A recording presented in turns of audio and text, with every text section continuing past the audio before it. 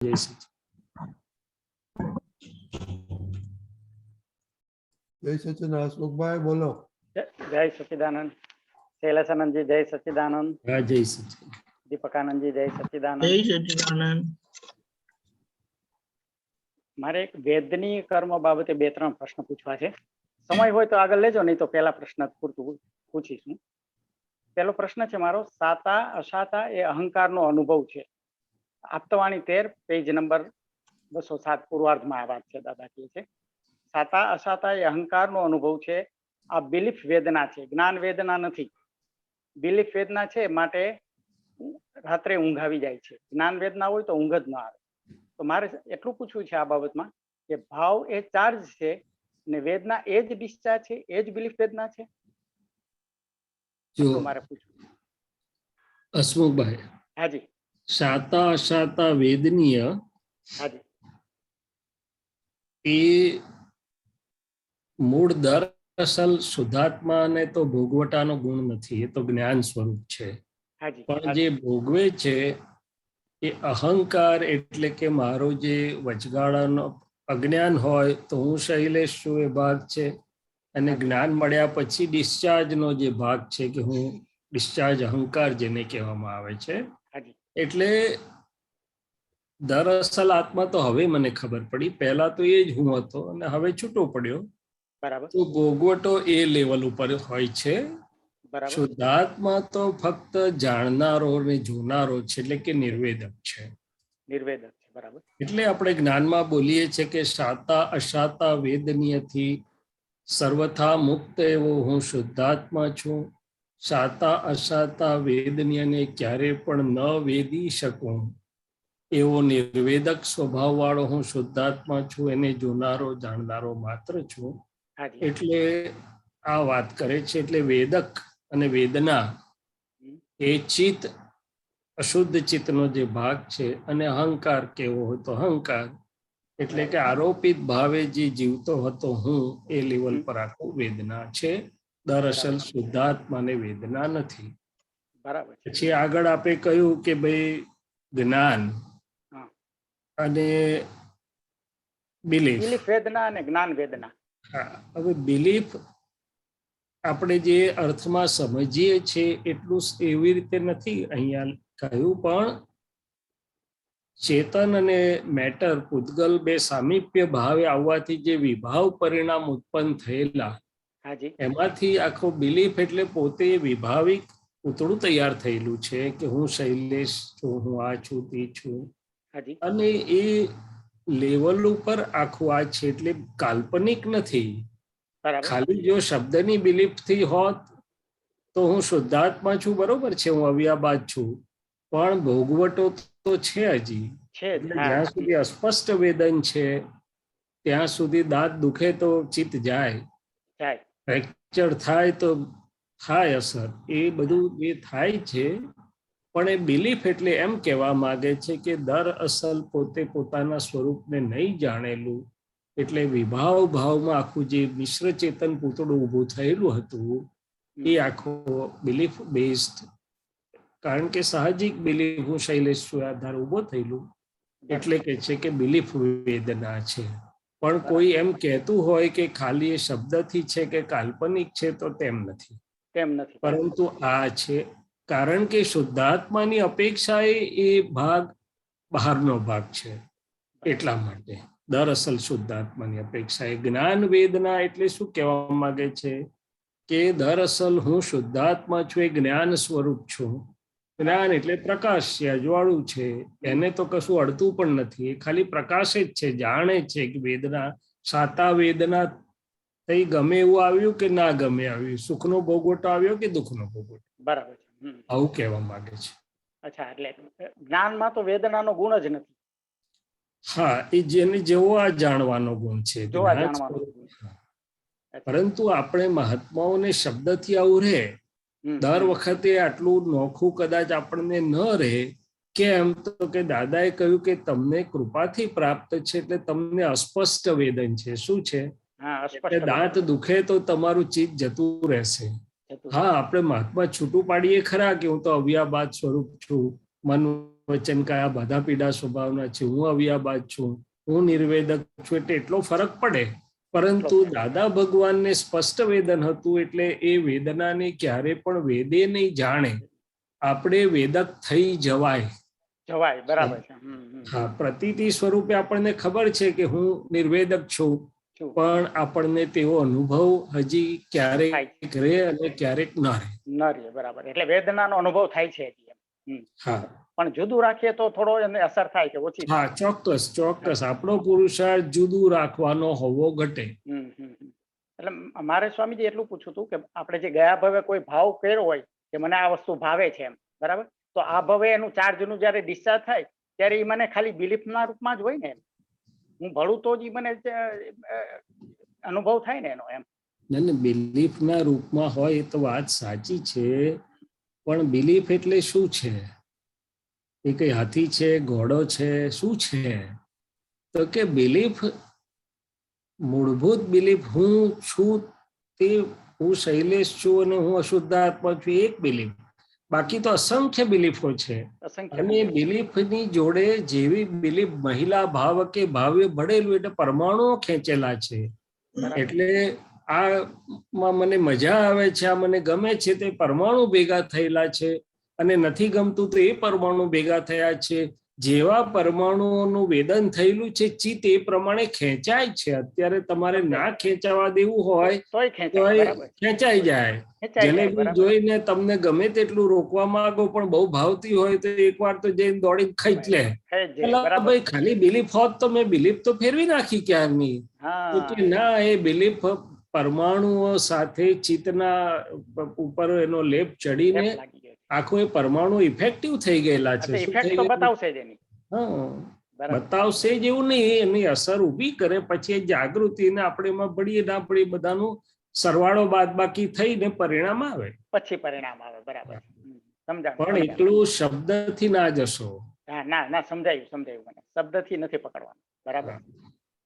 એક બીજો પ્રશ્ન પૂછી શકું છું દીપાકાનંદજી? યસ પ્લીઝ પૂછજો. આ બાબતમાં એવું છે કે દાદા આગળ એવું કહે છે કે માનસિક વેદના જ્ઞાનથી ઉડી જાય, પણ શારીરિક વેદના ઉડે એવી વસ્તુ નથી. મન કાયા બંને કર્મ ભોગવવાનું સાધન માત્ર છે. તો પછી આવું કેમ કે છે કે ભાઈ શારીરિક વેદના ઉડી ન જાય, જ્ઞાનથી ઉડી જાય? માનસિક વેદના ઉડી શકે પણ શારીરિક વેદના ન ઉડાડી શકાય. ખરેખર તો મન અને શરીર બેવ ડિસ્ચાર્જ જ છે ને, કર્મ ભોગવવાનું સાધન જ છે ને બે. એટલે શું કહેવા માંગે છે હસમુખભાઈ સાહેબ કે મનથી જે આપણને દુઃખ પહોંચે કે હસમુખભાઈ કેમ મારી સાથે બરોબર બોલ્યા કે ના બોલ્યા, મને આવો એવું ના કહ્યું, ધ્યાને ના આપ્યું, બરાબર, અત્યાર સુધી તો બહુ સારી રીતે બોલાવતા હતા.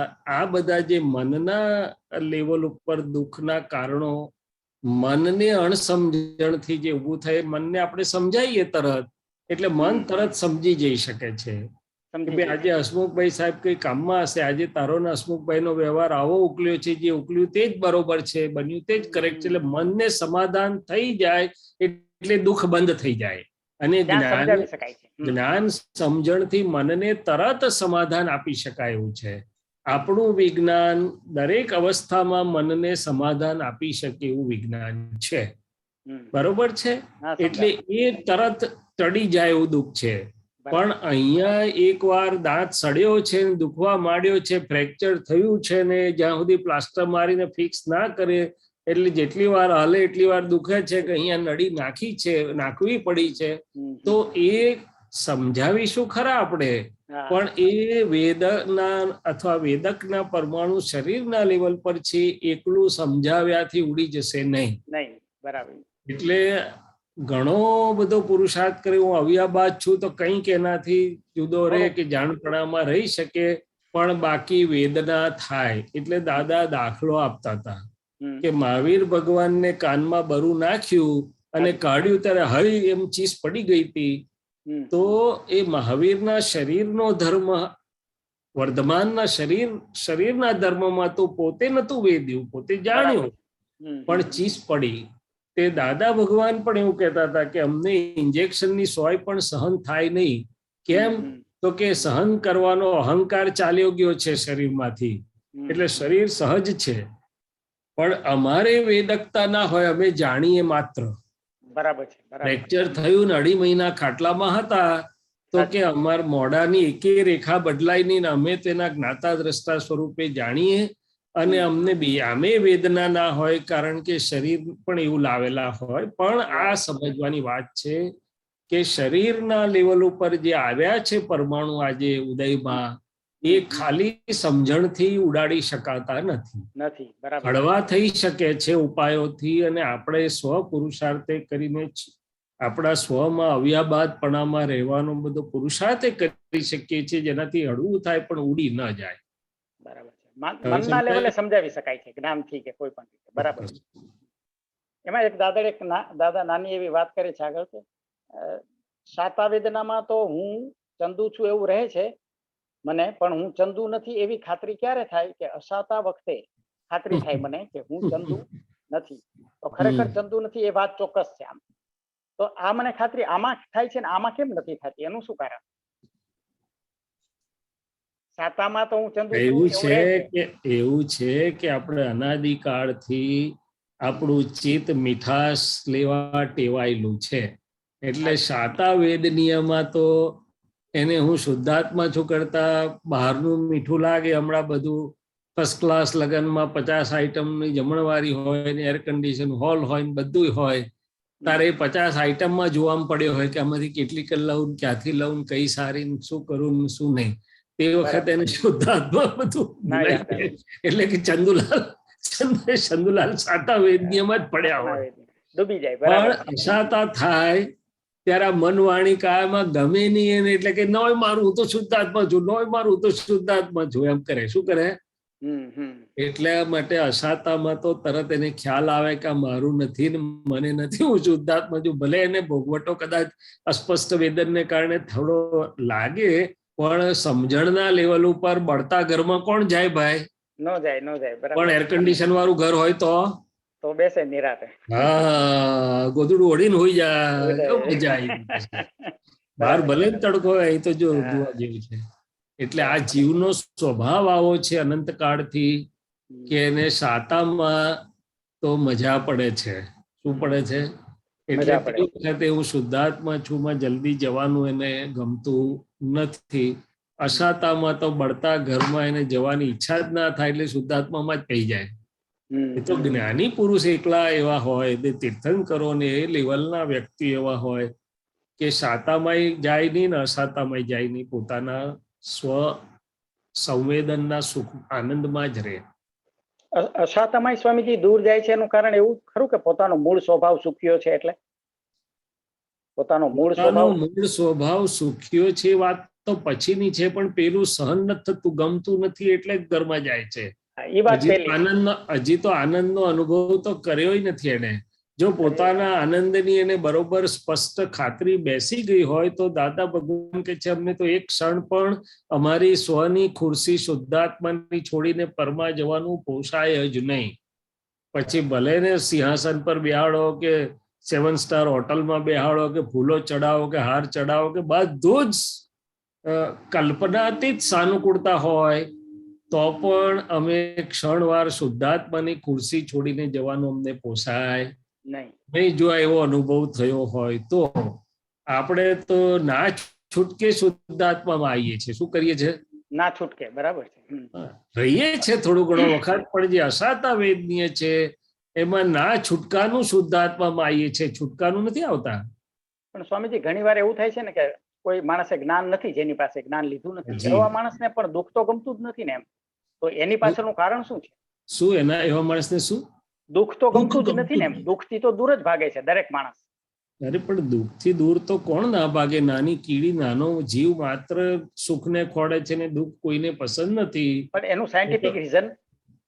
સાયન્ટિફિક રીઝન તો એમાં સાયન્ટિફિક એટલે જીવ માત્ર ને અત્યારે એક બાજુ 45 ડિગ્રી ગરમી હોય ને બીજી બાજુ 25 ડિગ્રીનું એસી હોય, તમને શું સારું લાગે? એ તો બરાબર છે, એસી જ સારું લાગે. અને એમને એ જ અનુભવ જીવનો. હા, જીવને સાનુકૂળતા પસંદ છે, પ્રતિકૂળતા પસંદ નથી કોઈ પણ જાતની. બરાબર છે. વૃત્તિઓનો અનંત કાળથી વૃત્તિઓ ચાકતી આવી છે ને, ભલે જ્ઞાનનું નથી ચાખ્યું, શુદ્ધ આનંદ નથી ચાખ્યો, પણ રિલેટિવમાં તો બંને પરિસ્થિતિઓ ચાખ્યા કરે છે ને. એટલે એ અનુભવ એનો સ્ટોકમાં છે એની પાસે. હા, સવાલ બરાબર, સમજાયું સ્વામી. સરસ. જય સચ્ચિદાનંદ. ચાલો, જય સચ્ચિદાનંદ. આગળ જય વધીશું. સચ્ચિદાનંદ. ડોક્ટર કશ્યપજી. બધાને જય સચ્ચિદાનંદ. રંજનીજી જય સચ્ચિદાનંદ. શૈલેષાનંદજી જય સચ્ચિદાનંદ. આનંદજી જય સચ્ચિદાનંદ. ચરણ વિધિમાં છે દાદા ભગવાનનું નમસ્કાર નમસ્કાર, થોડું સમજાવો આનું અર્થ, અને નિર્વિકારી અને સહજાનંદ, આ ત્રણ. સારું. તો હસમુખભાઈ, બીજી એક વાત એવી છે કે અનુકૂળતામાં જે મહાત્મા અભ્યાસ કરતો રહે છે અને એને ચાકતો નથી, એટલે દાદાએ કીધું મોજ કરજો પણ મોજીલા ના થશો. એટલે ફાઇલ એકને ચાખવું હોય તો ચાખે, હું ચાખતો નથી, હું મારા સ્વસત્તામાં જ રહીને સ્વસત્તાનો જ ભોગ કરું. એ જેનો અભ્યાસ પાકો થતો જાય છે એને પ્રતિકૂળતામાં દુઃખ નહીં વેડવું પડે, એટલું નક્કી માનજો. પણ જે મીઠાશ ચાખવાનો શોખીન થયો, શુદ્ધાત્મા છોડીને મીઠાશમાં ગયો, તો કડવાશ પણ અડ્યા વગર નહીં રહે. અચ્છા, હવે આમનું કશ્યપ ભાઈ સાહેબના વાત ઉપર આવીએ તો કે છે દાદા ભગવાનને હે નિરાગી નિર્વિકારી સચ્ચિદાનંદ સ્વરૂપ સહજાનંદી અનંત જ્ઞાની અનંતદર્શી ત્રૈલોક્ય પ્રકાશા ખાખા, આટલા બધા વિશેષણ કહ્યું છે. હવે ત્રિકાળ એટલે આપણો એ ભાવ છે કે ભૂતકાળ, વર્તમાન કાળ, ભવિષ્યકાળ, ત્રણેય કાળમાં સર્વ પ્રકારે હું આપને નમસ્કાર કરું છું. એટલે કે ત્રણેય કાળમાં વંદનીય છો.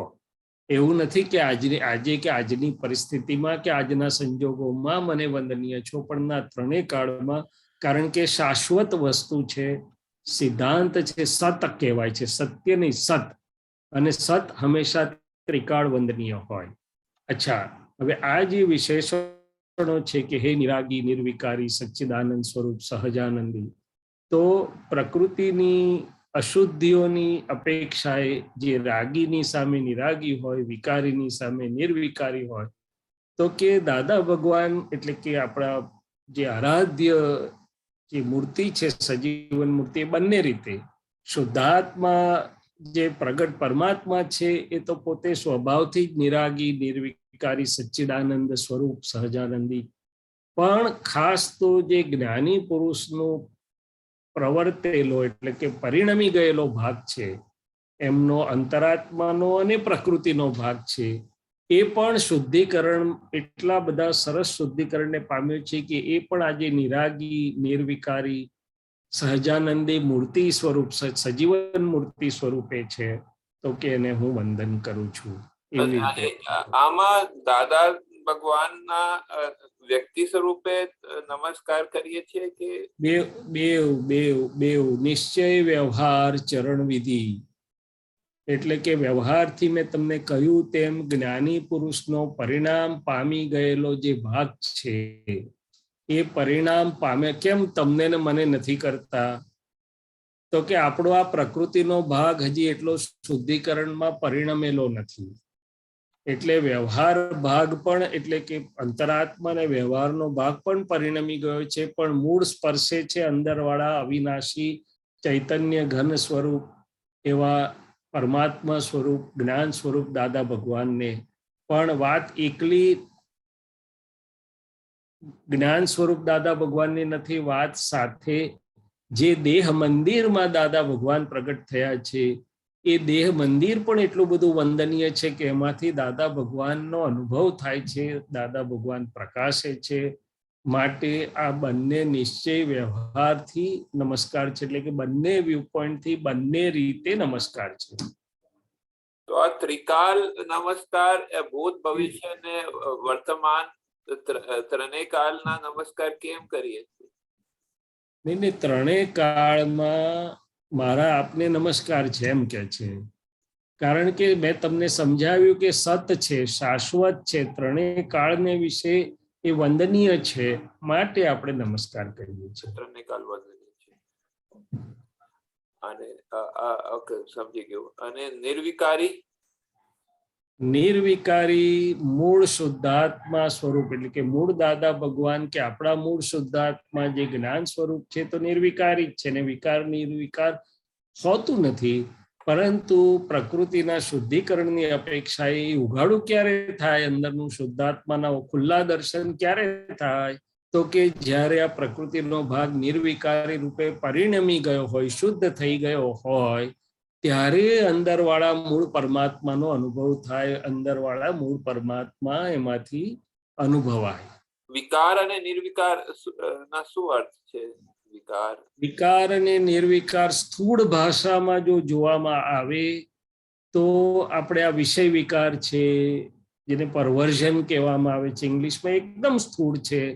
પછી સૂક્ષ્મમાં જાઓ તો પોતાના સહજ પરિણામ, સહજ સ્વભાવ, આત્મા પોતાના સહજ સ્વભાવમાં નથી પણ પર પરિણામમાં પરિણમ્યો છે. એક જાતનો વિકાર છે. શું છે?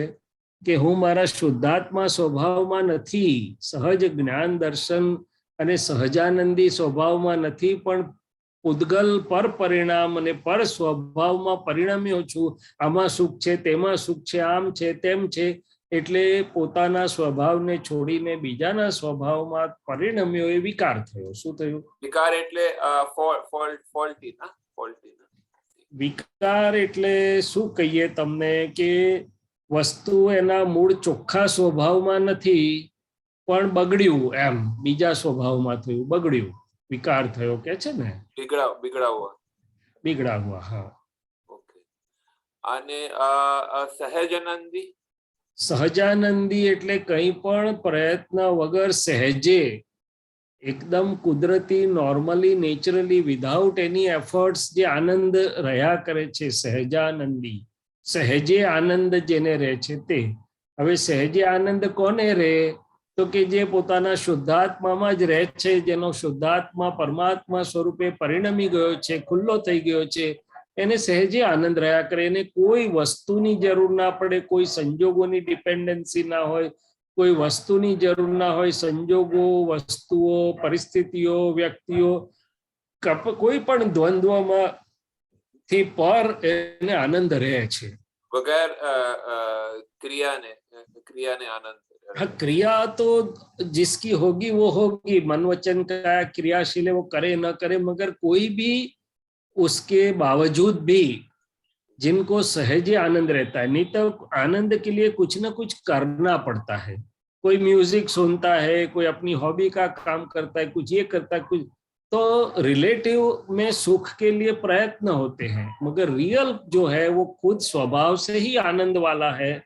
तो जो अपने शुद्धात्मा स्वभाव में परमात्मा रूप से स्थिर है, उनको सहजे आनंद होता है, बिना प्रयत्न, बिना कोई भी चीज के उनको आनंद रहा करता है, जिसको निरालंब आनंद भी बोलते हैं. और वो बाहर की कोई भी स्थिति, संजोग या परिस्थिति, अनुकूल प्रतिकूल द्वंद्व कोई भी आप ले लो, मान अपमान, उसका कोई फर्क नहीं पड़ता. उनको अपने सहज उनका आनंद है, वो उनमें रहा करता है. बरोबर. धन्यवाद. जय सच्चिदानंद. जय सच्चिदानंद. कीर्तिबेन.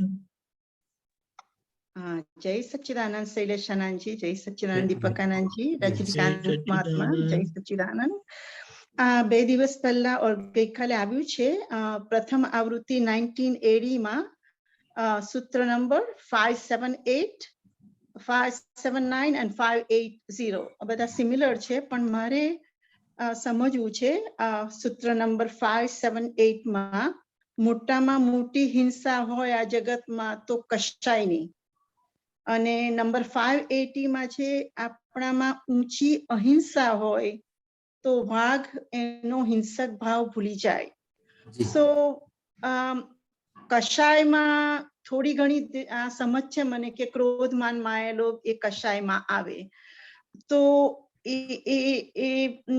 આપ એમાં થોડું વધારે સમજાવો કે એ મોટામાં કશાયો આપણે છે અને હતા ને હવે થોડા ઘણા દેખાય ને એ બધું. સો આપ પૂરું સમજાવો ને એમાં કે આ કશાયો છે આ બધા, અને મોટામાં મોટી આપણામાં ઊંચી અહિંસા હોય તો વાઘ એનો હિંસક ભાવ ભૂલી જાય. તો હજુ એ છે એટલા માટે તમને અસરો થાય છે બહારની, કે બીક લાગે, કે ઇન્સિક્યોરિટી લાગે, કે જે હોય એ બધું? જી, તો શું કહે છે કે ભગવાને અહિંસાને પહેલું મૂક્યું. અહિંસા પરમો ધર્મ અથવા અહિંસા એ પહેલું મહાવ્રત છે. પરંતુ અહિંસા એટલે શું? ભગવાનના હૃદયમાં શું છે?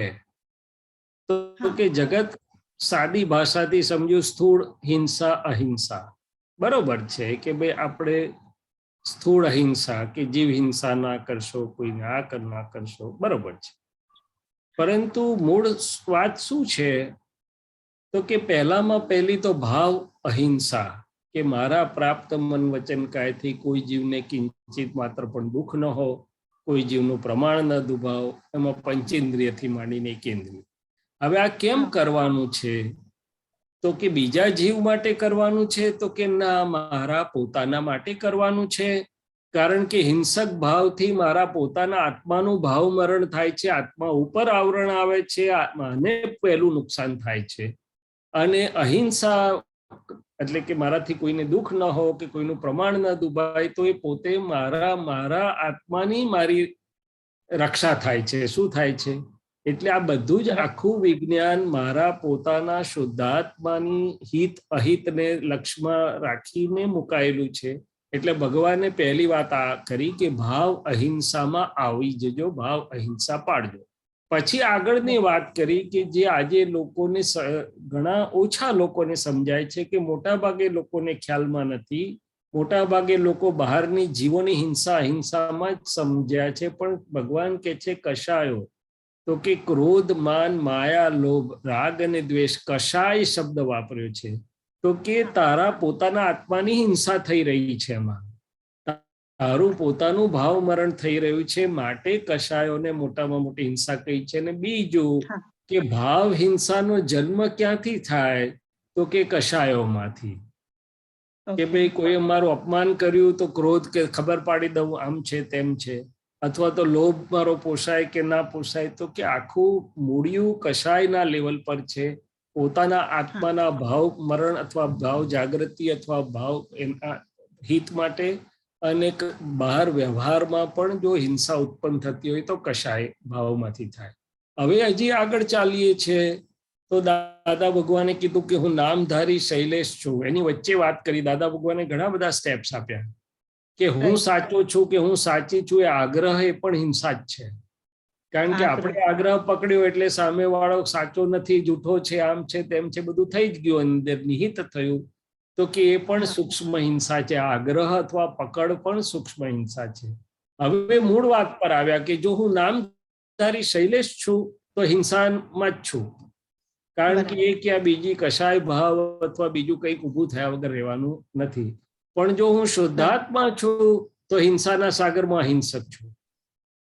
કારણ કે હું શુદ્ધાત્મા છું તો આ બધાથી મુક્ત પણ છું, કશાયથી પણ મુક્ત છું, ભાવોથી પણ મુક્ત છું. શુદ્ધાત્મા તરીકે હું આવ્યા બાદ કોઈને બાધા પીડા પહોંચાડી પણ નથી શકું એવો, અને મને એવો ભાવ પણ નહીં થાય.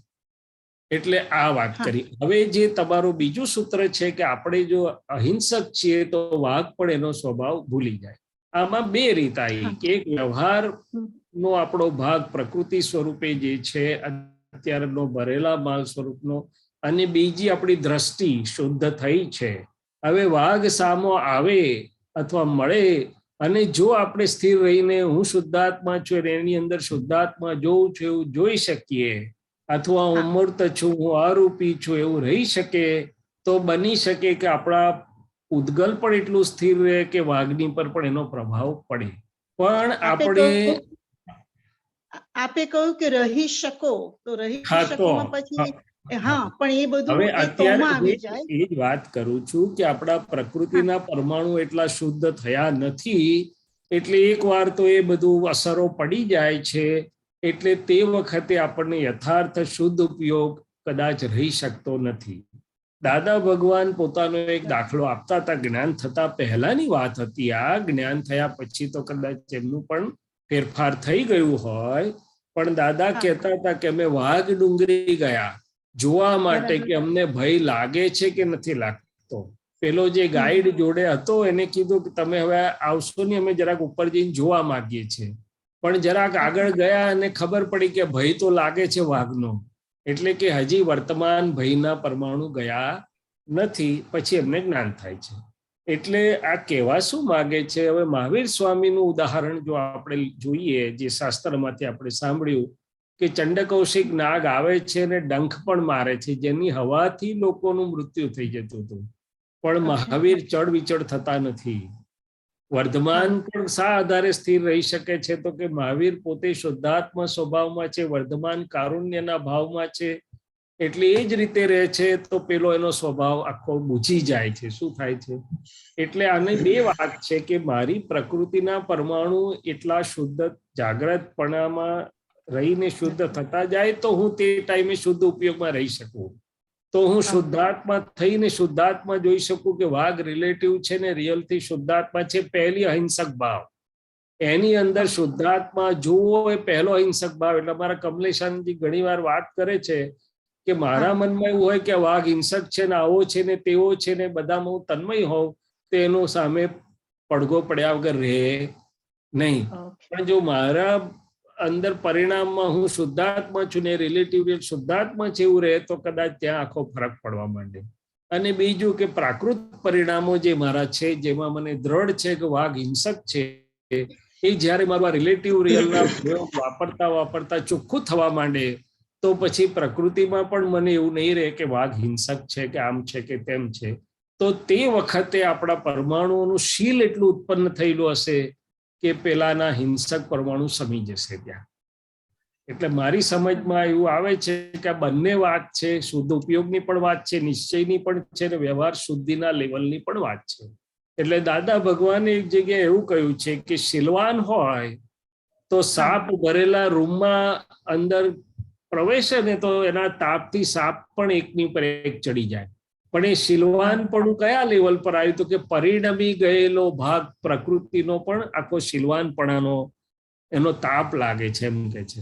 પણ એ પરિણમી ક્યારે જાય? તો કે એ જે તે પરિસ્થિતિમાં શુદ્ધ પરિણામમાં શુદ્ધાત્મા સ્વભાવમાં પરાક્રમ ભાવમાં જ હોય, જરાય હાલે નહીં, અને પ્રકૃતિ પણ શુદ્ધિકરણને પામી ગયેલી હોય. ઓકે, એટલે હજુ તમે એમાં જળી રહ્યા છો. આપણે તો બહુ લાંબુ છે, બહુ વિચારવું નહીં.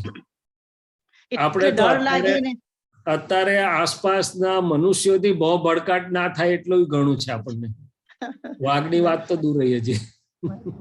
એટલે જ મને એમ થયું કે બહુ ઊંચી અહિંસા હોય એટલે અને તમે શાસ્ત્રોમાં આપણે વાંચ્યું હશે, કદાચ આપણા શ્રદ્ધામાં હશે કે એવા લેવલના જે છે એની આસપાસ બધા બેસી રહે છે શાંતિથી. વાઘ ને બકરી પણ એક સાથે બેસે છે.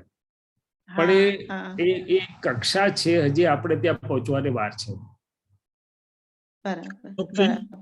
હા, જય સચ્ચિદાનંદ. જય સચ્ચિદાનંદ. જય સચ્ચિદાનંદ દીપકાનંદજી. શાંતિ કાકા. જય સચ્ચિદાનંદ. કોઈ આપણને અપમાન કરી જાય, કોઈ આપણને બોલી જાય, કોઈ આપણને ના ગમે એવું કરી જાય, એને પણ અભયદાન રહે એટલી અહિંસા આવી જાય, બહુ થઈ ગયું. પ્રતિકાર ના થાય આપણાથી એટલી અહિંસા આપણી આવી જાય તો બહુ થઈ ગયું. ભયો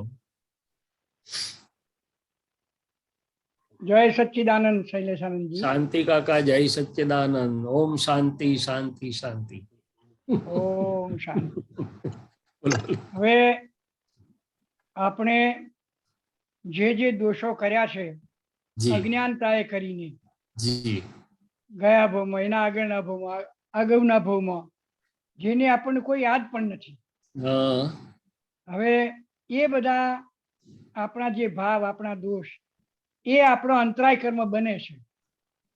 બરાબર? તો આપણે ચરણ વિધિમાં બોલીએ છીએ કે સંસાર ભજવવાના આરંભ કાળથી આજ દિનની અધ્યક્ષણ પર્યંત આ જગતના જીવોની કંઈ પણ શંકા કુશંકા કરી કરાવી કે અનુમોદી હોય, એવું જ અપરાધ કરાવ્યા કે અનુમોદ્યા હોય, અવરોધ કર્યા અનુમોદ્યા હોય, એમ અંતરાયો પણ.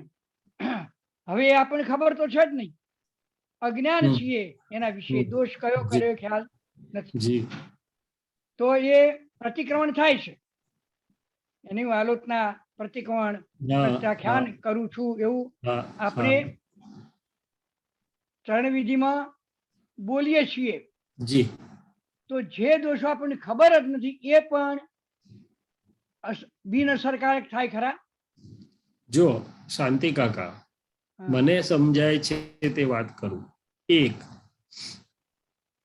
કે આજે આપણે આ જે પ્રતિક્રમણ કરી રહ્યા છીએ આ રીતે, એટલે આજે આપણો પક્ષ કયો થયો? તો કે આ પક્ષ ના થયા આપણે. એટલે ભગવાન શું કે છે કે આજે તમે કયા પક્ષમાં છો, તમારી સમજ, તમારો ભાવ, તમારો અભિપ્રાય શું છે અમે જોઈએ છે. એટલે એક આ વાત થઈ કે અંદર મારી સમજ, મારા અભિપ્રાય, મારા ભાવના લેવલ ઉપર હું ચોખ્ખો થઈ ગયો. હવે વાત રહી કે જૂનું થયું છે, તો જૂના ચોપડા મારે ખંખોળવાની જરૂર નથી. આજે સામું શું આવે છે મારી સામું, એ જૂનાનું પરિણામ છે. એટલે જેમ આવે છે તેમ મારે એને સંભાવથી નિકાલ, એટલે કે જ્યાં જરૂર હોય ત્યાં પ્રતિક્રમણ, જરૂર હોય ત્યાં કરતા જવાનું છે. ત્રીજી વાત મને એવી સમજાય છે, તમે પૂછો છો ત્યારે, કે જૂના ઇવેન્ટ્સ મને ખબર ના હોય ને આ જન્મ સિવાયનું પાછલી રીલ તો પડદો પડી ગયો હોય, પણ સંસ્કાર સ્વરૂપે મારી જોડે હોય. દાખલા તરીકે કોઈ ઘણા અવતારથી સાધુ થતો આવ્યો હોય, બ્રહ્મચર્ય પાડતો આવ્યો હોય, તો એનામાં એવા સંસ્કાર હશે બ્રહ્મચર્યના કે વિષયથી દૂર ભાગવાના. પણ કોઈ જન્મોથી વિષયોમાં ભોગવટામાં પડેલો હોય તો એવી સંસ્કાર લઈને આવ્યો હોય. એવી રીતે જૂનું ઇવેન્ટ મને ખબર ના હોય, પણ આ જીવ શું વૃત્તિઓ અને સંસ્કારો લઈને આવ્યો છે એ તો ભરેલા માલ મને ખબર છે ને, કે નથી ખબર? નીકળે એટલે ખ્યાલ આવે આપણને. બરાબર.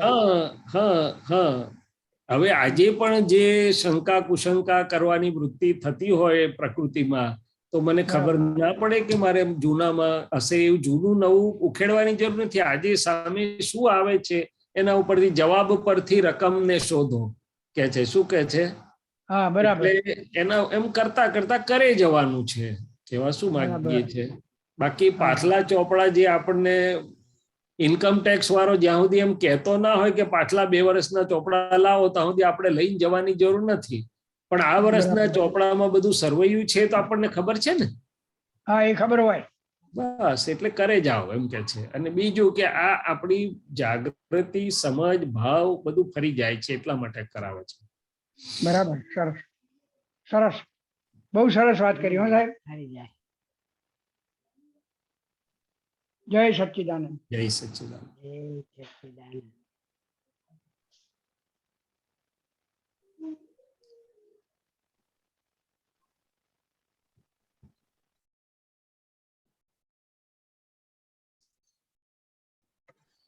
પાછલા કેટલાય જન્મોનું સર્વૈયું તે આજના શૈલેષભાઈ, તે ખાલી મન, વાણી, કાયા નહીં, પણ એ બધા સૂક્ષ્મથી સૂક્ષ્મ સંસ્કારો, છાપો બધું પડેલું હોય ને, એ પાછલો સરવાળો છે. હવે આમાં આજે હું શુદ્ધાત્મા થઈ ગયો અને ફાઇલ એક થઈ ગઈ, એટલે એને ચોખ્ખી કર્યા કરવાની. મારે શું કર્યા કરવાનું? બરાબર. હા, ચોખ્ખી કર્યા કરવાની. બસ. ઓકે. સરસ. હા, જય સચ્ચિદાનંદ.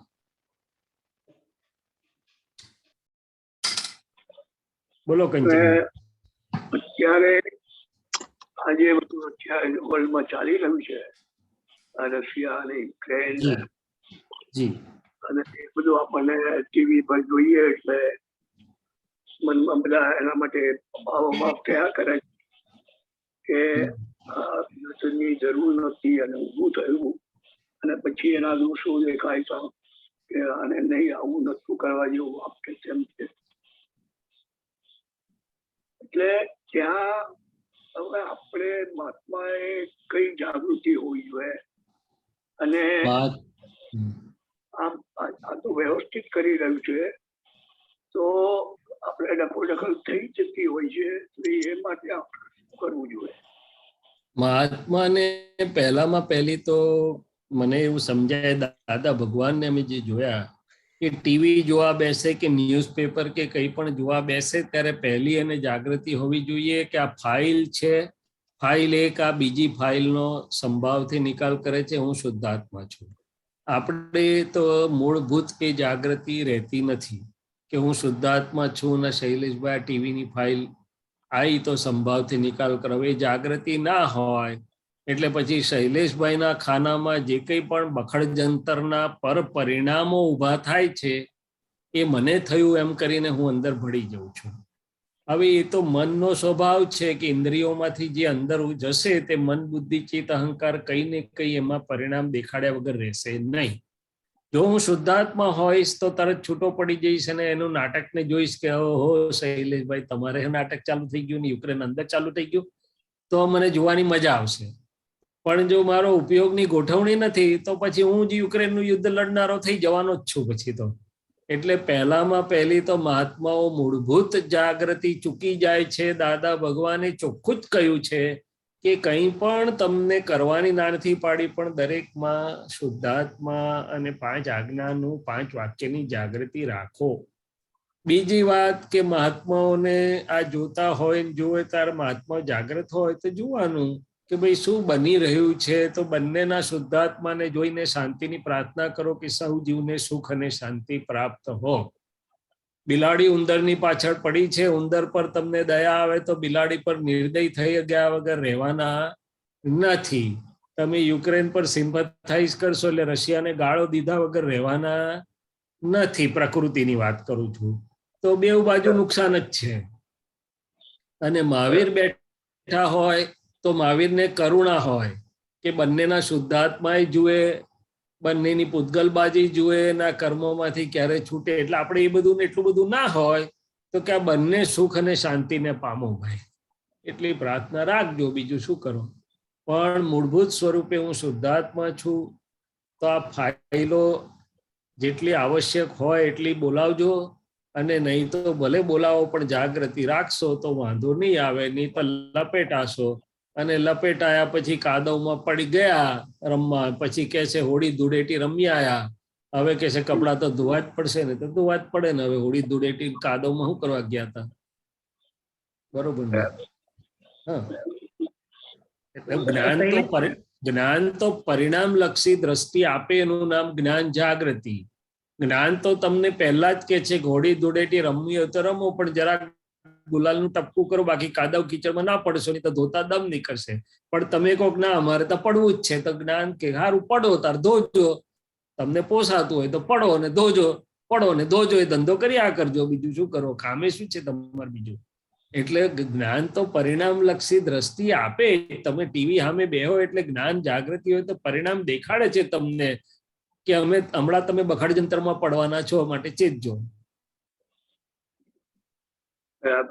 શૈલેષાનંદજી, જય સચ્ચિદાનંદ. જય સચ્ચિદાનંદ. આપણા જે બધા મનમાં સારા ખોટા જે બધા ભાવ ઉભા થાય છે તો એની પાછળ કયું સાયન્સ કામ કરે છે? આમ જ જો મનમાં સારા ખોટા ભાવ થતા નથી, મનમાં સારા ખોટા વિચાર આવે છે એટલે કે પરિણામ દેખાડે છે. ભાવ તો હું ભળે તો ભાવ થાય નહીં તો ના થાય. એક પહેલી વાત સમજો, જ્યાં હું છું ત્યાં ભાવ છે, હું નથી તો ત્યાં ભાવ નથી. મન તો બધી જાતના પેમ્પલેટ બતાડે તમને, આ બાજુનું બતાડે ને પેલી બાજુનું બતાડે ને બુદ્ધિ એ બતાડે. જે બાજુ તમારે સ્ટીયરિંગ લઈ જવું એ બાજુ બતાડે. યુદ્ધ બંધ થઈ જવું હોય તે બાજુના રસ્તા બતાડે, યુદ્ધ ચાલુ રાખવું છે તે બાજુના રસ્તા બતાડે. એટલે પૂતગલ મશીનરી તો એનું કામ કર્યા કરે છે. આપણે એને મારું માનીને હું ભળીએ છે અંદર, આપણને શોખ છે અંદર જવાનો, સહયોગ કરવાનો, એની જોડે ડાન્સ કરવાનો, તો પછી આપણું સુખાવરાય. બાકી આપણે ભળીએ નહીં તો ભાવ થાય નહીં. એટલે ભાવ શબ્દ ના વાપરશો, એ પર પરિણામ છે. દાદા શું કે છે? પર પરિણામને અમે અમારા ના માનીએ. જય સચ્ચિદાનંદ. જય સચ્ચિદાનંદ. જય સચ્ચિદાનંદ. હસમુખભાઈ, જય સચ્ચિદાનંદ. બોલજો. હસમુખભાઈ બોલજો, તમારું બંધ થઈ ગયું. હવે છે અવાજ આવે છે? હા હવે યસ. આપતવાણી 13 પૂર્વાર્ધ 214 પાનું વાંચો બોલો. સ્વામી? હા બોલો બોલો. 213 કીધું. હા 214 214. જી. હું શુદ્ધાત્મા છું એ શબ્દાવલંબન છે. ત્યાંથી એને પ્રતીતિ, લક્ષ અને અનુભવની શરૂઆત થઈ જાય છે. તે ત્યાંથી વધતી વધતી સંપૂર્ણ નિરાલંબ સુધી એ જાય છે. ત્યાં સુધીનો આત્મા અનુભવ છે તે એમાં ફેર નથી. વેદની વેદવામાં ફેર છે, આના અનુભવમાં ફેર નથી. મારે સમજવું છે કે આત્મા અનુભવમાં ફેર નથી અને વેદની વેદવામાં ફેર છે. આ બે વસ્તુ સમજવી. એટલે કે હું શુદ્ધાત્મા છું એ નિરાકુળ આનંદની સ્થિતિ છે, નિરાકુળતાની સ્થિતિ છે. એ અપેક્ષાથી કહે છે કે એ અનુભવ, હવે શુદ્ધાત્મા અનુભવ એટલે શું? તો કે જે પૂતગલના અનુભવથી નોખો છે. બરાબર.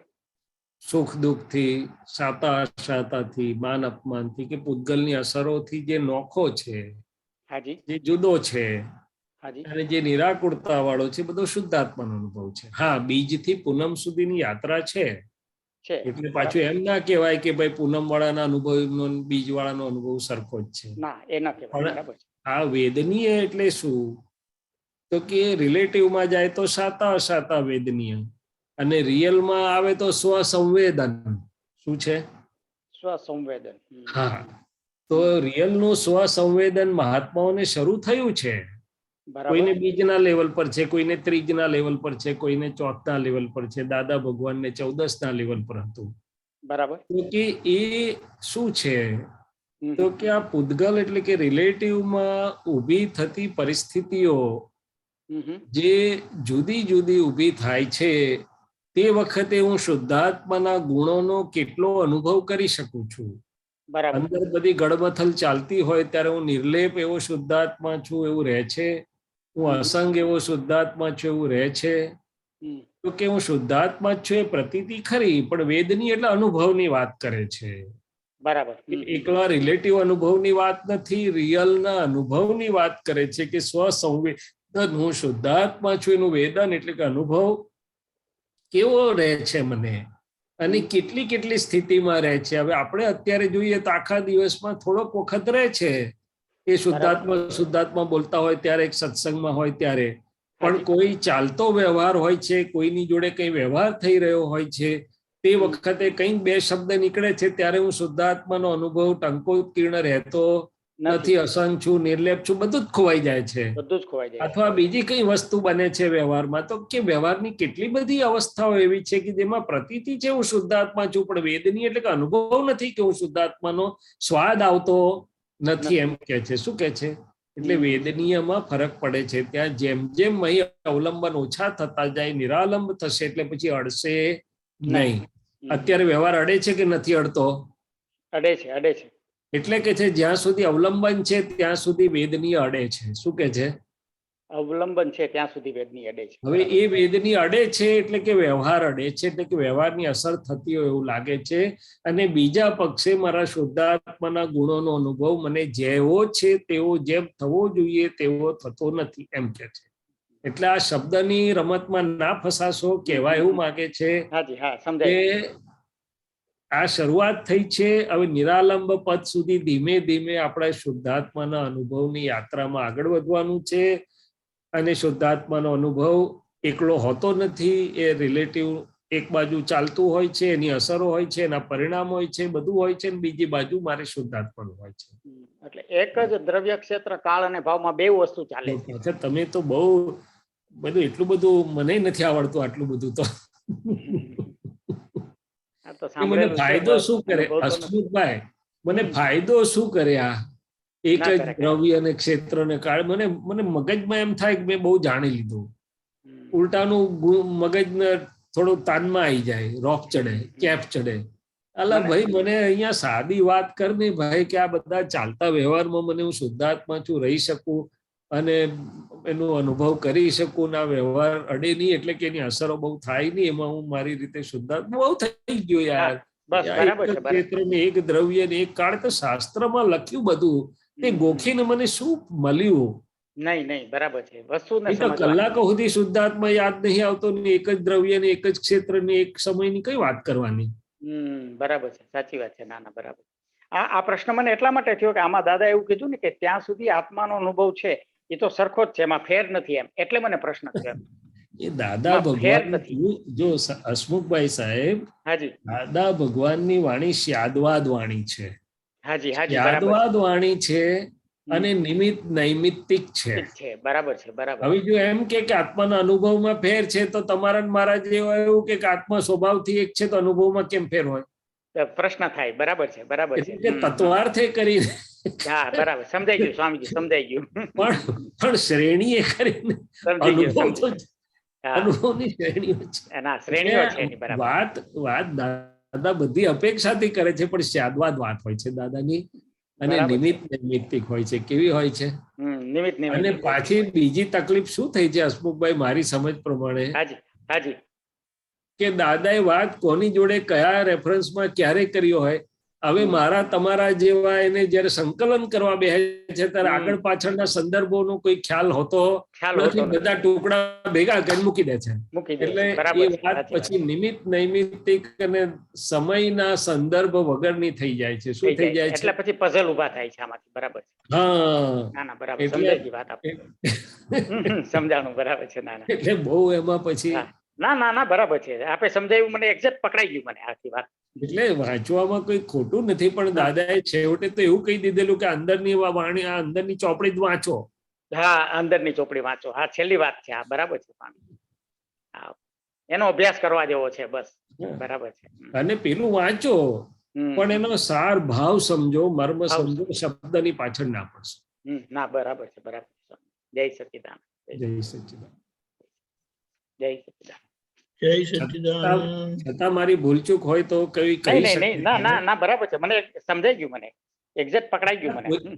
એવું નહીં, તમે નહીં આટલા બધા બેઠા છે ને કોઈ પછી બી સાંભળશે તો કઈ ભૂલચૂક હોય તો કહેજો. એમાં તો આ તો સાપેક્ષ વાતો છે, એટલે આપણે સ્વીકારવા, ખુલ્લા દિલથી આપણે સ્વીકારવું, એનું નામ સ્વાધ્યાય. સ્વાધ્યાય, બરાબર છે. હવે ડોક્ટર સાહેબ એક વસ્તુ એક એવું મને સમજાય છે કે આપણને જિજ્ઞાસા હોય ને એવું કઈ સાંભળીએ એટલે આપણને અંદરથી થાય, બહુ સારી વસ્તુ છે.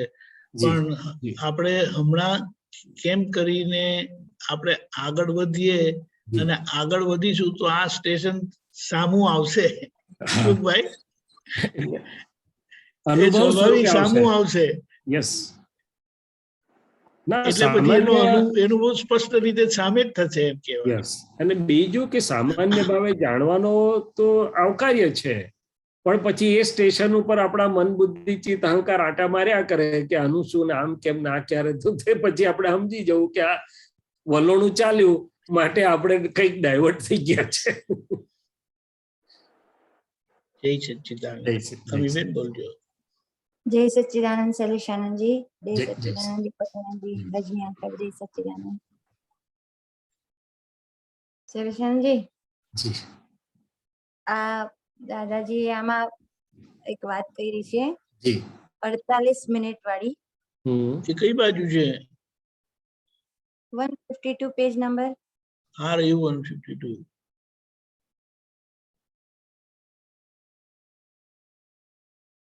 ના, આ નહોતું. આ 152 છે, 14 છે, ભાગ 5 છે. એક મિનિટ જોઈને બતા.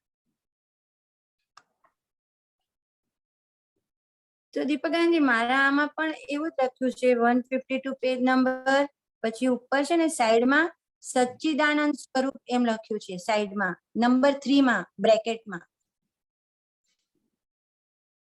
ચોપડી એ છે કે પેજ નંબર જો? ના ના, પેલું બીજું છે ઉપરનું પીડીએફ નું 52 152. અને આવ્યું એ 43 કહેવાય પેજ. 43 કહેવાય પેજ. અચ્છા, એવું છે. ઓકે. હા, પેજ નંબર ઇઝ 43 અને પીડીએફ નું પેજ 152 છે. ઓકે, કઈ વાંધો નહીં. કરેક્ટ, ખ્યાલ આવી ગયો. હા, બોલો. હા દીપકાનંદજી, શેરશાનજી, આમાં પ્રશ્ન કરતા પૂછે છે ભગવાનનું માનસિક ધ્યાન હા. તો સુલભતાથી હું કરી શકું છું, જી પણ જી સચ્ચિદાનંદ સ્વરૂપનું ધ્યાન કરવા માટે શું કરવું? જી દાદાશ્રી કહે છે ભગવાનનું સુલભતાથી ધ્યાન કેટલી વખત રહે છે? પ્રશ્નકર્તા કહે છે સ્થૂળ માનસિક રીતે 5-7 મિનિટ રહી શકે. દાદાજી કહે છે એ તો 48 મિનિટનો પ્રયત્ન કરવો જ જોઈએ, 48 મિનિટનો પુરુષાર્થ કરવો જોઈએ.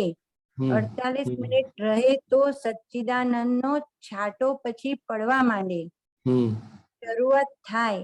7 મિનિટનું ચાલે નહીં, 48 મિનિટ એક જ ધ્યાનમાં રહી શકાય, ભગવાનના સ્થૂળ માનસિક ધ્યાનમાં.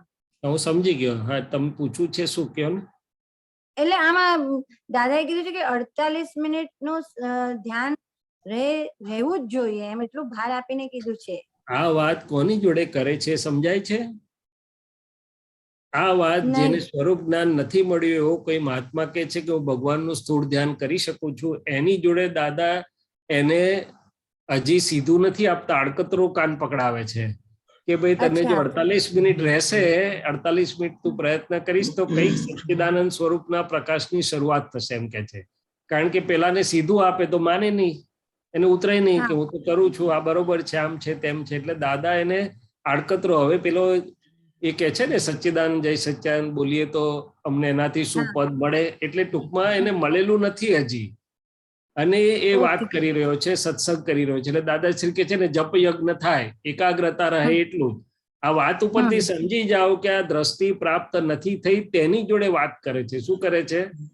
હા, ખ્યાલ આવી ગયો. હા, અને હું એમ કેતો હું દાદાને કે મારે તો આજ રસ્તે જવું છે, તો દાદા એવું થોડા કે હું તને લાવ લિફ્ટમાં બેહાડી દઉં, જ્યાં સુધી હું ના કહું, મને સમજ ના પડે ત્યાં સુધી. એટલે આ વાત છે કે ગીતાનો એટલે એ રીતે કે છે કે ભાઈ તું, પણ પછી છેલ્લે દાદા એને કહેશે કે આ અભ્યાસ શેનો કરવાનો છે, ત્યારે કે છે અધ્યાસ દેહાધ્યાસ છોડવાનો છે અને સ્વને આગળ આવ્યું છે. જો સ્વને લખવાનો કે નીચે લઈ જશે એટલે આવશે. એટલે પછી આપણને તો મળી ગયું છે, આ આપણને તો સચ્ચિદાનંદની શરૂઆત દાદાજીએ કૃપાથી કરાવી દીધી છે. એટલે આ વાત મહાત્માઓને ખાસ સમજવાની. એ જ હું વાત કરું છું કે કયા સંદર્ભમાં વાત થઈ રહી છે, દ્રષ્ટિ વાળા જોડે થઈ રહી છે. દ્રષ્ટિ કહ્યું ને સ્વ સ્વરૂપને પ્રાપ્ત કરવાનો અભ્યાસ કરવાનો છે, દેહાધ્યાસ છોડવાનો અભ્યાસ કરવાનો છે, સ્વ સ્વરૂપને પ્રાપ્ત કરવાનો, આ બે અભ્યાસ કરવાના છે. કૃષ્ણ ભગવાને કહ્યું તે સૌની ભાષામાં લઈ ગયા. હવે આ બે અભ્યાસ આપણને થયા કે ના થયા? થઈ ગયા.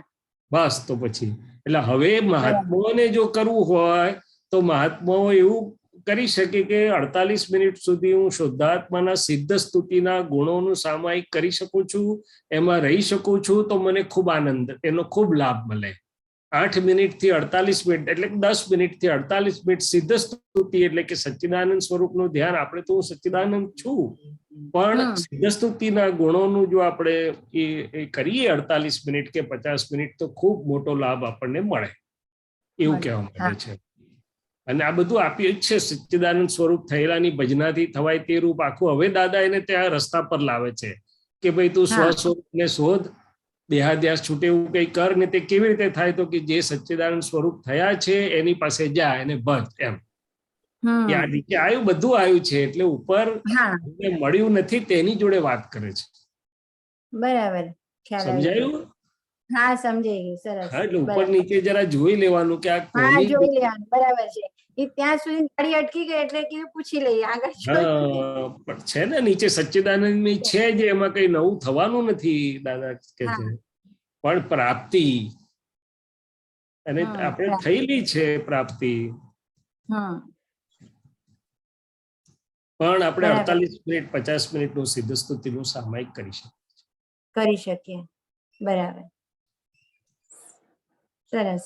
જય સચ્ચિદાનંદ. હવે આગળની વાત કરું એક પાછી અંદર, તો કે 50 મિનિટ જયારે આપણે આવો સિદ્ધ સ્તુતિનો પ્રયોગ કરીએ એટલે ખૂબ આનંદી થાય, આપણને બી લાગે કે ખૂબ આનંદ થયો, ખૂબ સુંદર રહ્યું, ખૂબ ઉગાડ થયો. ત્યારે આપણે એને બી જોવાનું કે આ પ્રયોગને પ્રયોગી કોણ હતું, ને હું તો શુદ્ધાત્માના મારા અજવાળામાં દેખાયું કે પ્રયોગ કેવો થયો, એક્ઝેક્ટ થયો કે થોડોક આમ તેમ થયો, અને કેવો આનંદ થયો. એ પણ છેવટે જ્ઞેય છે. ઓકે. સ્નેહ છે. બરાબર. જય સચ્ચિદાનંદ. જય જય સચ્ચિદાનંદ. સચ્ચિદાનંદ. શાંતિ કાકા.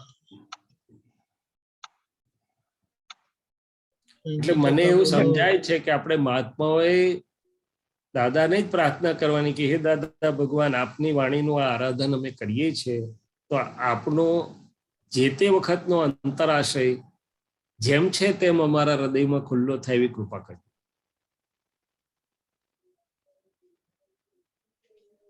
ચાલો આગળ ચાલીએ. શાંતિ કાકા બોલો. જય સચ્ચિદાનંદ. હવે આપણે આત્માના ગુણોની સ્તુતિ કરીએ સાહેબ.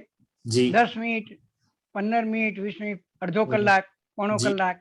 જી અને સ્તુતિ કરનાર, સ્તુતિ સાંભળનાર અને જે સાંભળે છે તે આનંદ લેનાર, તો એ વખતે આનંદ લેનાર અહંકાર છે કે ખુદ સ્વ અનુભૂતિ છે? અહંકાર ત્યાં હાજર રહેતો નથી, રહી શકતો નથી. હવે જે શુદ્ધ અહંકાર, એને શુદ્ધ અહંકાર કહેવાતો નથી. હું શુદ્ધાત્મા છું, એ શુદ્ધ વિકલ્પ છે, એને અહંકાર કહેવાતો નથી. બરાબર. અહંકારની હાજરી હોય તો સામાયિક થઈ શકે નહીં. સામાયિક સિદ્ધ સ્તુતિ બોલવા લાગો એટલે જે ડિસ્ચાર્જ અહંકાર છે તો જતો જ રહે, હું શૈલેષ છું, તે ગેરહાજર જ થઈ જાય. એ આનંદ ચાખે છે, જે જેને ચખાય છે એ શુદ્ધ ચિત્ત, હું શુદ્ધાત્મા છું, જેને પ્રાપ્તિ છે એ નો આનંદ ચાખે છે, એને વધે છે, એટલો એટલો એ મૂળ આત્મા જોડે અભેદ થતો જાય છે. બરાબર. સરસ, બહુ સરસ. એટલે શુદ્ધ ચિત્ત ત્યાં હાજર રહે છે એમ થયું. શુદ્ધ ચિત્ત એટલે શુદ્ધ જ્ઞાન અને શુદ્ધ દર્શન, એ જ શુદ્ધ આત્મા ને એ જ હું. અને દરઅસલ શુદ્ધાત્મા તરફની યાત્રા છે આખી, એની જોડે એટલો એ તદરૂપ થતો જાય છે. કે છે ને આપણે પ્રાર્થના નથી કરતા કે એવી કૃપા કરો કે અમને ભેદભાવ છૂટી જાય ને અમે તમારામાં અભેદ સ્વરૂપે તન્મયાકાર રહીએ. તે મૂળ દાદા ભગવાનમાં અભેદ સ્વરૂપે તન્મયાકાર રહેવાની વાત છે, એટલે કે મૂળ શુદ્ધાત્મા સ્વભાવમાં. એટલે આ પ્રયોગ થયો. હા, આનો એક ઉત્કૃષ્ટ પ્રયોગ છે. એક બહુ સરસ, બહુ સરસ સાહેબ, બહુ સરસ. આનંદ થયો. સરસ. કારણ કે ઘણું બધું બને છે. પૂતગલના આવરણો ઘણા ઉડી જાય છે. પૂતગલથી છૂટા રહેવાનું પણ ઘણું સહજ થાય છે, ને મૂળ પોતે શુદ્ધાત્માની શક્તિઓ, ગુણો ખુલ્લાય થાય છે, ને તદરૂપ બધું તો બધું ઘણું થાય છે. હા, ઘણું થાય છે. જય સચ્ચિદાનંદ. જય સચ્ચિદાનંદ. જય સચ્ચિદાનંદ. શૈલેષાનંદજી, આજે આ છેલ્લો દિવસ છે એનો આપણે ત્રીજી કલમનો અભાવ તિરસ્કાર દેહધારી ઉપદેશક સાધુ સાધ્વી આચાર્યનો અવર્ણવાદ અપરાધ અવિનય, અને આપણે એને વધારે કરીને ફોકસ કર્યું મહાત્માઓ જોડે, કારણ કે મહાત્માઓ પંચ પરમેષ્ઠી પદમાં આવેલા છે, એટલે એમના જેવા ઉપદેશક સાધુ સાધ્વી કોઈ નથી. બહારનો સંપર્ક આપણને એટલો બધો નથી, એટલે બહારના લોકો જોડેનો આપણને બહુ શું કહેવાય એની અસરો એવી પણ નથી. પણ મહાત્માઓ જોડેના સંબંધમાં એટલા બધા શું કહેવાય એપિસોડ બની ગયેલા છે, બનતા રહે છે. તો એના સંબંધમાં થોડી વાત કરો, કારણ કે આપણી પાસે ટાઈમ નથી. એના કરતા સમજણ લઈએ તો વધારે સારું. એટલે મહાત્માઓના સાથે થયેલા દોષોના પ્રતિક્રમણ, અવર્ણવાદ અપરાધ અવિનય. બિલકુલ બિલકુલ, બંને વાત કરી લઈએ. ભલે આપણે બહારના લોકો જોડે બહુ સંપર્કમાં નથી, આપણી વાત સાચી છે, પણ એક સામાન્ય વાત કરી લઈએ કે મારી જ વાત કરું તો આમ ક્યાંક અછડતું આપણને જોવા મળે, કારણ કે બધું ચાલે તો ખરું ને દુનિયામાં, અને આપણને મનમાં થાય કે આ કંઈ સમજતા નથી ને આ વાતમાં કંઈ દમ નથી, છીછરાપણું છે ને આ છે, એવું સહેજે આપણને થતું હોય છે. જે તે ધર્મ કે ધર્મગુરુ કે ક્યાંક ને મને જ થાય છે ક્યાંક આપણે તરત થર્મોમીટરમાં શું મૂકીએ, અમારા દાદાનું આમ, આ વિજ્ઞાન આમ ને આમનું આમ. હવે ત્યાં દાદાએ જે કીધું આપણને કે કેજી વાળાનો ધર્મ સાચો ને પહેલા ધોરણ ને બીજું ધોરણ ને બધું હોય છે, એટલે ત્યાં આપણો સ્યાદવાદ ચૂકાતો હોય તો આપણે જરા જોઈ લેવું જોઈએ એમ. અને મહાત્માઓ જોડે તેમની વાત બિલકુલ સાચી છે કે મહાત્માઓમાં શુદ્ધાત્મા જ્યોતિ પ્રગટ છે, એ પંચ પરમેષ્ઠીમાં આવ્યા છે. દાદાએ ત્યાં સુધી કહ્યું કે મારા મહાત્માઓનું બહારનું ના જોશો, એનું અંદરનું જોજો, અને અંદરનું અમે જાણીએ છીએ. દાદા ભગવાન આવો શબ્દ વાપરતા હતા, ડાલડા ઘીના ડબ્બામાં ચોખ્ખું ઘી છે, ડબ્બો ના જોશો, એટલે કે લાવેલો ડિસ્ચાર્જ ના જોતા.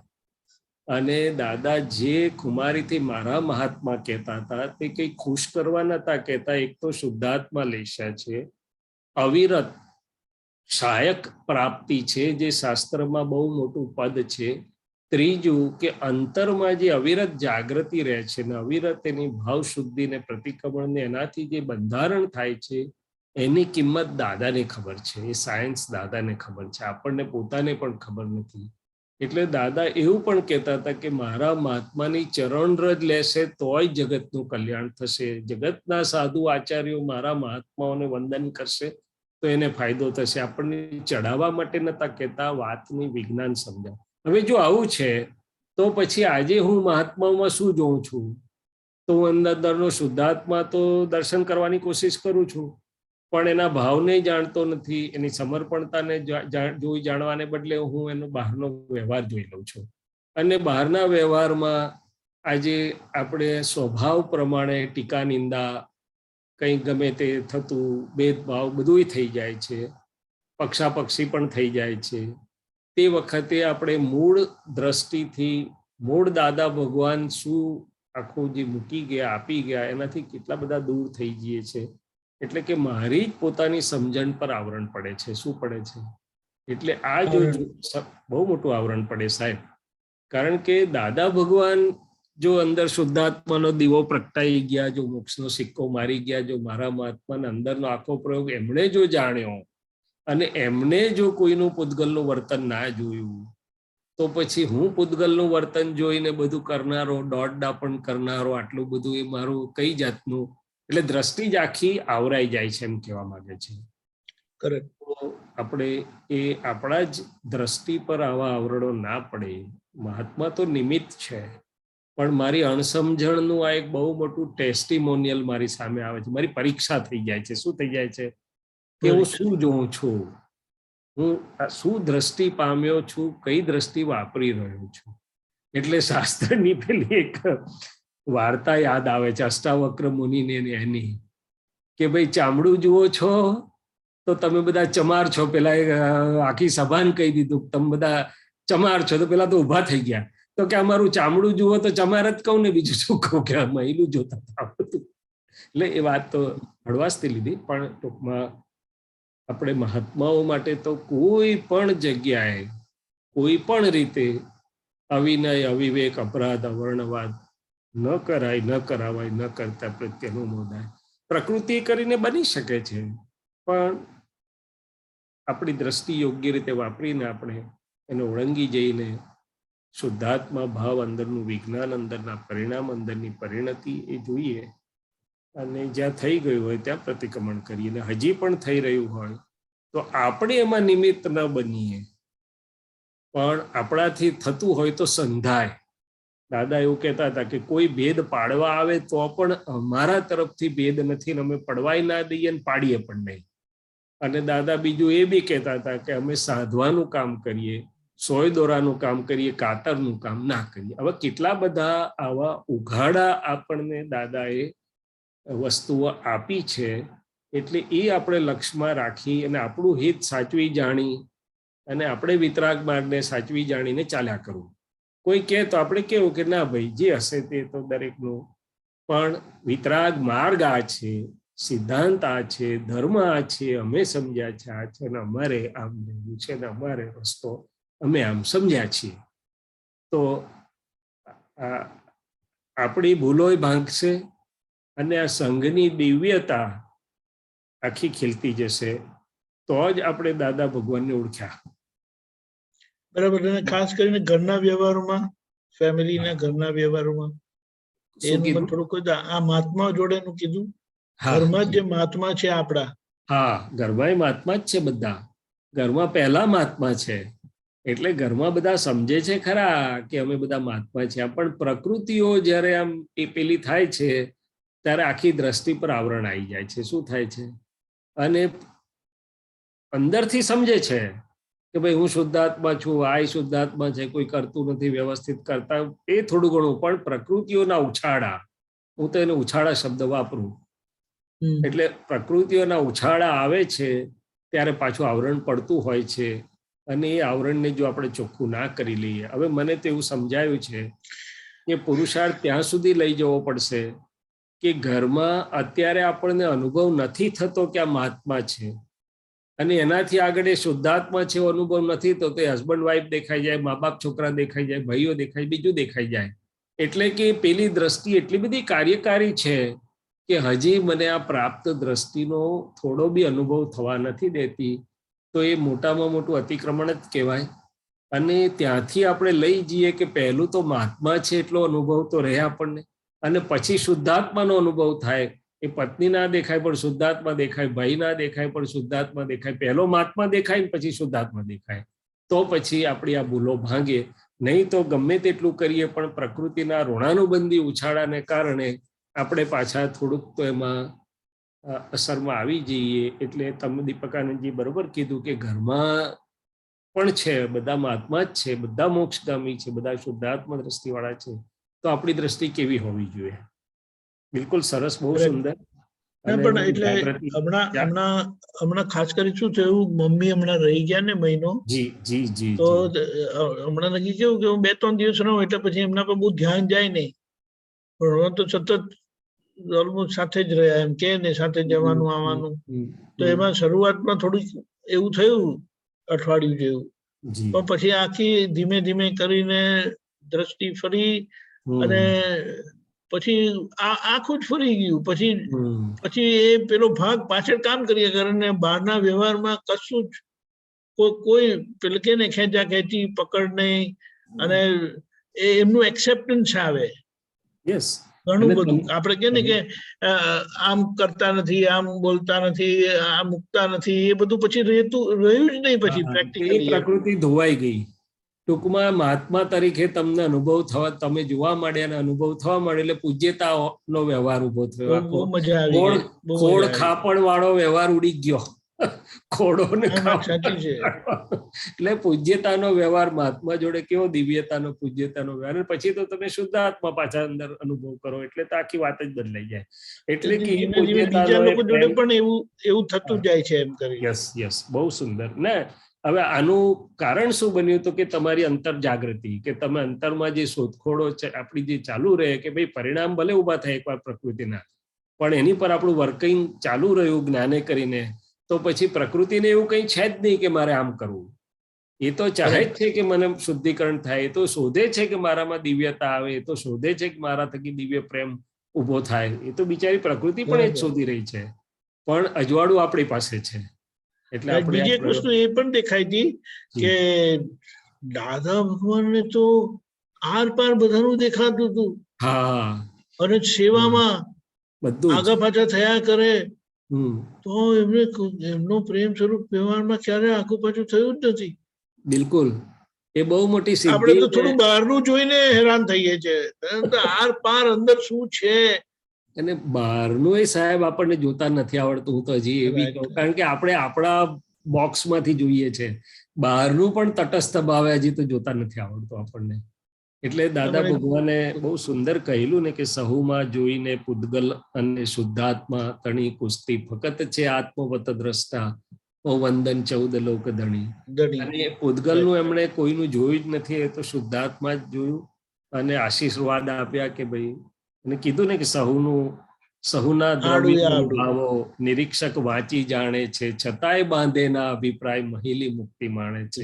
એટલે એ વિજ્ઞાન જે આપણે સાંભળ્યું છે, જે આપણને મળ્યું છે, એ આપણે એપ્લિકેશનમાં મૂકીએ તો આ બધા પગથિયા ધીમે ધીમે ધીમે ધીમે આપણને ખુલ્લા થતા જાય દર્શન સ્વરૂપે અને પરિણામ સ્વરૂપે, તો ઓર જ આનંદ આવે. તો ઘર જ પછી દર્શન કરવા જેવું થઈ જાય. અને આપણે દર્શન કરવાના જ છે ઘરમાં. સવારે ઉઠીને તો શુદ્ધાત્માના દર્શન કરીએ જ છે આપણે, પણ પછી પ્રકૃતિ ઉછળવા લાગે ત્યારે આપણું પેલું દર્શન આવરાઈ જાય છે, શુદ્ધાત્મા દર્શન. બરાબર છે. ઓકે. અને પુણ્ય કેટલું સુંદર છે સાહેબ, દાદા ભગવાને આખા ફેમિલીને મહાત્મા કરી દીધા છે. રાઈટ. એ જો સમજાય આપણને કે આખા ફેમિલીને મહાત્મા કરી દીધા છે, એટલે છૂટવા માટેનું આપણને કેટલી બધી દાદાએ કૃપા કરી છે કે ભાઈ બધી રીતે આપણને એ આપ્યું છે. ખૂબ સુંદર, મને આનંદ થયો. એટલે બસ આવી રીતે પ્રેક્ટિકલી જ આપણે આપણી જિંદગીને જાગૃતિના એપ્લિકેશનમાં મૂકીએ ને, એ જ બહુ ખરેખર આપણને માટેનો આનંદનો માર્ગ છે. અને એ જ ખરેખર દાદાનો માર્ગ આપણો. તરત જ આપણને ખબર પડે કે આપણે આનંદ થવા લાગ્યો હળવાશ. બરાબર. આપણો સમય થયો છે. તમે ત્રિમંત્ર બોલાવજો. શાંતિ કાકા ફોલો કરજો, અનમ્યુટ કરજો. ખૂબ ખૂબ આનંદ. પુરુષાર્થને રસ્તે આપણે બધા દાદાની ખૂબ પ્રાર્થના કરીને આગળ વધતા રહીએ.